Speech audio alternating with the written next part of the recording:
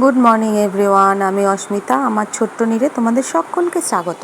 আজ বিশ্বকর্মা পুজো, শুভ বিশ্বকর্মা পুজো। সকলকে শুভেচ্ছা, বড়দের আমার প্রণাম, ছোটদের অনেক ভালোবাসা, আর আমার সমবয়সীদের আমার শুভেচ্ছা। দেখো, আমি আমাদের এখানে কালীবাড়ির বিলে গেছি। কি দারুণ লাগছে সকাল সকাল ঠাকুরের বিলটা। এখানে কথিত আছে মা নাকি এই বিল থেকেই উঠে আসেন। তো যাই হোক, সকাল সকাল গিয়ে মনটা ভালো করে হেঁটে এলাম। এসে আজকের মেনু হচ্ছে খিচুড়ি আর ওদের জন্য মাছ ভাজা।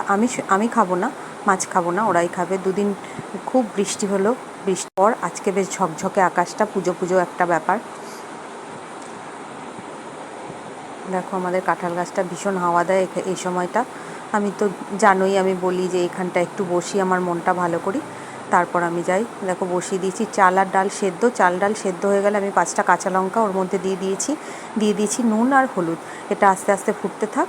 ডান দিকে আমি কি করলাম, সবজিগুলো ভেজে নিলাম। গাজর, বিনস, একটু আলু, একটু টমেটো, ওগুলো ভেজে নিলাম আর ফোড়নটা দিয়ে দিলাম। সবজিগুলো যখন চাল ডাল বেশ হাফ যখন 70% সেদ্ধ হয়ে যাবে, তখন আমি ফোড়নটা ওর মধ্যে দিয়ে দেবো। তার আগে দিয়ে দেবো একটুখানি ঘি, অল্প ঘি দেবো।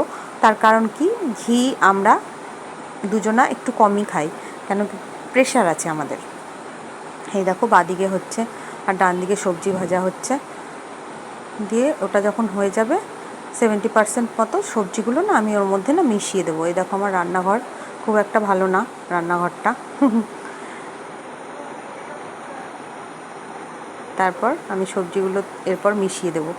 মিশিয়ে দেওয়ার পর কিছুক্ষণ ফুটতে থাকবে, তারপর ঢাকা দিয়ে দেবো, একদম রেডি। এই দেখো, অল্প করে ঘি দিয়ে দিয়েছিলাম যখন ফুটেছে। এরপর আমি দিয়ে দেবো সবজিগুলো। এটা না খেতে খুব সুন্দর হয়। আতপ চাল, একটু মুসুর ডাল, একটু মুগ ডাল। তুমি যদি 1 কাপ আতপ চাল দাও, তার মধ্যে হাফ কাপ মুগ ডাল, হাফ কাপ মুসুর ডাল দিলেই খেতে ভালো হবে। দেখো, সবজিগুলো এর মধ্যে দিয়ে দিয়েছি, তার সাথে দিয়ে দিয়েছি ফোড়নটা। এবার একটু নেড়ে চেড়ে কিছুক্ষণ ফুটতে দেবো। ফুটতে দেওয়ার পর ঢাকা দিয়ে রেখে দেবো। 90% হবে আর 10% ঢাকা দেওয়ার পর হবে, তাহলে বেশ সুন্দর টেক্সচারটা হয় খিচুড়ি। তার ডান দিকে ওদের জন্য করে নিয়েছি মাছ ভাজা, কাতলা মাছ ভাজা। ব্যাস, এই মেনু। আজ আর কিছু নেই। এই সব করে শর্টকাট, জানোই তো আমি বেশিরভাগ শর্টকাট, ফাঁকিবাজ, শর্টকাট রান্না বেশি করি। এই ডান দিকে ওদের কাতলা মাছ ভাজা হলো। ব্যাস, এটাই আজকের মেনু। আজ এটাই খাবো। তোমরা সবাই খুব ভালো থেকো, সুস্থ থেকো। টাটা।